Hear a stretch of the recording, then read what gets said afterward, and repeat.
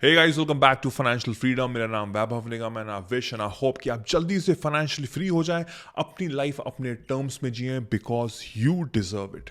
आज की कंपनी में हम एक बहुत इंपॉर्टेंट शेयर के बारे में बात करने जा रहे हैं जो आपको ज़रूर पता होगा और शायद आपने उसको थोड़ा इग्नोर भी किया होगा because of the price. But यही चीज समझाने के लिए मैंने ये वीडियो बनाया कि हम प्राइस के प्रति इतना ज्यादा आकर्षित हो जाते हैं, लगता है कि बहुत महंगा है तो इसको हम स्किप कर देते हैं, और हम एक पेनी स्टॉक पे इतना ज्यादा अट्रैक्ट होते हैं बिकॉज उसकी प्राइस बहुत कम होती है, सिंगल फिगर्स में होती है। बट हमको एक चीज समझनी पड़ेगी कि कंपनी की फाउंडेशन पे डिपेंड करता है आपका फ्यूचर। कंपनी जितनी ज्यादा स्ट्रांग होगी उतने बढ़िया आपके पैसे डबल या ट्रिपल या 1000 रिटर्न्स दे के जाएंगे।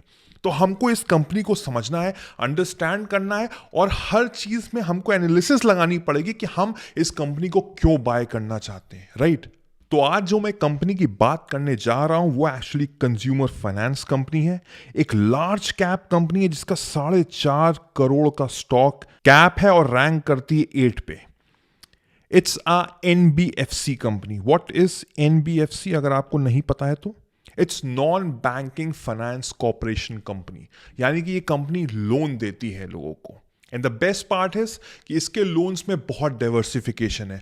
हर कैटेगरी में हर जगह पे ये लोन आपको मिल जाता है। अगर हम कंपनी का बेस देखें, ये बहुत ही पुरानी कंपनी है। It was founded on 25 of March 1987, तो ऑलरेडी 35 साल पुरानी कंपनी है। And the biggest part is इसके पास करोड़ों कस्टमर्स है, करोड़ों कस्टमर्स है। तो ये तो हो गया एक फंडामेंटल इस कंपनी का कि इसके पास बहुत सारे कस्टमर बेस है। बट क्या हमको इसके अंदर जाना है, इसकी ऑर्गेनाइजेशन समझनी है? तो चलिए अंडरस्टैंड करते हैं ईच एंड एवरीथिंग। वीडियो में एंड तक बने रहिए, हर चीज अंडरस्टैंड करिए। सबसे जरूरी और इंपॉर्टेंट चीज मैं आपको दिखाना जा रहा हूं, इसके share holding patterns. Top promoter holdings है 56% राइट नाउ। और एक चीज आपको नोटिस करनी चाहिए कि एक साल में हार्डली एनीथिंग चेंज हुआ है। जितने भी टॉप प्रोमोटर्स थे वो वैसे के वैसे ही हैं। अगर हम म्यूचुअल फंड की बात करें तो वी कैन सी हल्का सा डाइवर्सिफिकेशन हुआ है। ओल्ड डोमेस्टिक इंस्टीट्यूट्स की बात करें जो कि 2.5% है, it's still the same. Foreign institutes की अगर हम बात करें वी कैन सी कोई ज़्यादा डिफरेंस नहीं है। एक साल में 21 से 23% हुआ है, इंक्रीज ही हुआ है, which is a very good sign. और अगर हम अपनी रिटेल की बात करें, रिटेल एंड अदर इंस्टीट्यूट्स की, तो वो थोड़े से कम हुए हैं, फ्रॉम 13 to 10%। तो शेयर होल्डिंग पैटर्न ये बहुत ही जबरदस्त है, बहुत ही अच्छे से डाइवर्सिफिकेशन किया गया है इसके बारे में। सेकेंड मोस्ट इंपॉर्टेंट थिंग हमको देखनी होती है किसी भी कंपनी में पैसा लगाने से पहले कि उसकी बैलेंस शीट कैसी है। भाई प्रॉफिट दे रही है कंपनी की नहीं दे रही है? क्या डेप्ट है, कर्जा लिया हुआ है कंपनी ने कि नहीं लिया हुआ है? चलिए इसको जल्दी समझते हैं। अगर हम टोटल रिजर्व एंड सरप्लस की बात करें तो 9,000 करोड़ से सीधे 21 में 35,000 करोड़ का इंक्रीज हुआ है, बहुत ही शानदार। क्या कंपनी ने कोई कर्जा लिया हुआ है? चलिए चेक करते हैं। लॉन्ग टर्म बोरिंग अगर हम चेक करें इसकी तो 33,000 से 72,000 का जंप हुआ है, मतलब कि कंपनी के पास कर्जा है। क्या शॉर्ट टर्म कर्जा कोई है? हाँ जी, 8,900 से 27,000 का है। तो एक चीज में ये कंपनी नेगेटिव है एंड दैट इज कंपनी के पास डेब्ट्स है। बट क्या यही चीज एक चीज हमको देखनी होती है अंडरस्टैंड करने के लिए कि क्या शेयर की वैल्यू है कि नहीं है? चलिए हम आगे समझते हैं इसको। 2017 में 325 करोड़ थे जो अब 21 में आके 1380 करोड़ के अराउंड हो गए हैं, which is a good sign. तो अगर मैं बैलेंस शीट की बात करूं तो इट्स अ 7 स्टार। 7 स्टार इसलिए बिकॉज कंपनी के पास थोड़ा सा कर्जा है। जल्दी से कंपनी का प्रॉफिट एंड लॉस भी समझ लेते हैं हम। टोटल रेवेन्यू कंपनी का 5 साल में 9,500, करीबन 10,000 से 23,000 हुआ, which is a good sign. But expense भी 7,000 से 18,000 इंक्रीज हुआ। चलिए एक्सपेंस तो इंक्रीज होता ही होता है, उसमें इतना कोई प्रॉब्लम होने की कोई बात नहीं है। सबसे इंपॉर्टेंट है प्रॉफिट जो 2,800 से लेके 5,300 करोड़ में इंक्रीज हुआ है, which is a good sign. तो एक्चुअल में तो ये नॉन बैंकिंग फाइनेंस कंपनी, मैं किस कंपनी की बात कर रहा हूँ आई गेस आपको शायद थोड़ा सा हिंट लग गया होगा। मैं बात कर रहा हूँ बजाज फाइनेंस लिमिटेड की, विच इज 7669 इस समय राइट नाउ।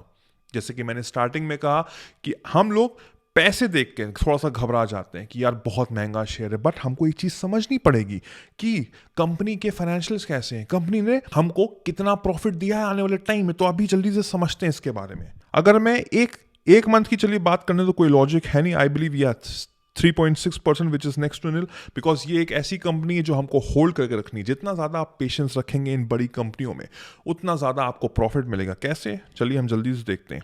एक साल में 53% दिया है, दैट्स इट, कोई खास नहीं है। 53% ओकेश है, बट 5 साल में कहानी चेंज हो जाएगी। 5 साल में 755% रिटर्न दिया हुआ है। और अगर हम मैक्स देख लें तो माई गॉड, 1,70,218% का रिटर्न। आप समझ रहे हैं बात को?